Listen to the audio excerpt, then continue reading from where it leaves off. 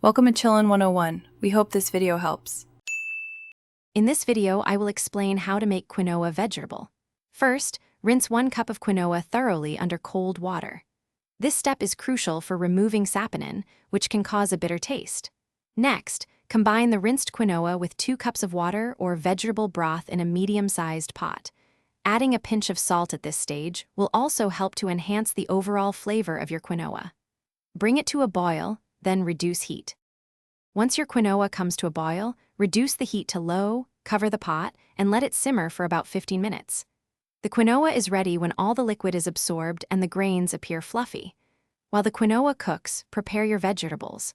Chop your favorite selections, like bell peppers, zucchini, and onions, into bite-sized pieces. Then, sauté these vegetables in 1 tablespoon of olive oil until they are tender crisp. After the quinoa has rested, fluff it gently with a fork. Now, it's time to combine everything. Carefully fold the sautéed vegetables into the cooked quinoa, ensuring an even distribution. For seasoning, add fresh herbs like parsley or cilantro, a squeeze of fresh lemon juice, and a generous grind of black pepper. You can also add a dash of soy sauce or a sprinkle of nutritional yeast for an extra layer of savory flavor.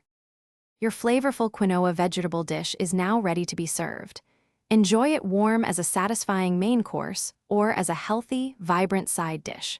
For an extra touch, garnish with some toasted nuts or seeds, like almonds or pumpkin seeds, to add a delightful crunch and healthy fats. This simple, nutritious meal is perfect for any day. Remember to check the description for a link to the new Kindle Paperwhite and other great deals. Thanks for watching. Consider subscribing if we helped you.